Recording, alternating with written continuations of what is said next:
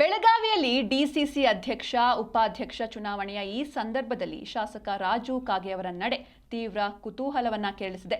ಶಾಸಕ ಲಕ್ಷ್ಮಣ್ ಸವದಿ ಮನೆಗೆ ಆಗಮಿಸಿದ್ದಾರೆ ರಾಜು ಕಾಗೆ. ನಾಮಪತ್ರ ಸಲ್ಲಿಕೆ ಆರಂಭಕ್ಕೂ ಮುನ್ನವೇ ಭೇಟಿಯನ್ನ ಮಾಡಿದ್ದಾರೆ. ಸವದಿ ಬಣದಿಂದಲೂ ನಾಮಪತ್ರ ಸಲ್ಲಿಕೆ ಕುರಿತು ಒಂದು ಸಭೆಯನ್ನ ಕೂಡ ನಡೆಸಲಾಗಿದೆ. ಜಾರಕಿಹೊಳಿ ಬ್ರದರ್ಸ್ ವರ್ಸಸ್ ಸವದಿ ಹಾಗೂ ಕತ್ತಿ ಫೈಟ್ ನಡೀತಾ ಇದೆ. ಬೆಳಗಾವಿಯ ಸದಾಶಿವನಗರದಲ್ಲಿರೋ ಲಕ್ಷ್ಮಣ ಸವದಿ ಅವರ ನಿವಾಸಕ್ಕೆ ಇದೀಗ ರಾಜು ಕಾಗೆ ಅವರು ಆಗಮಿಸಿದ್ದಾರೆ.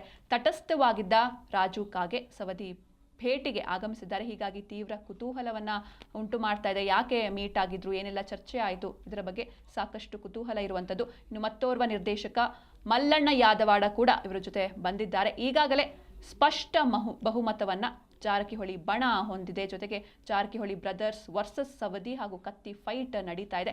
ಸವದಿ ಬಣದಿಂದಲೂ ನಾಮಪತ್ರ ಸಲ್ಲಿಕೆ ಕುರಿತು ಸಭೆ ಕೂಡ ನಡೆದಿದೆ.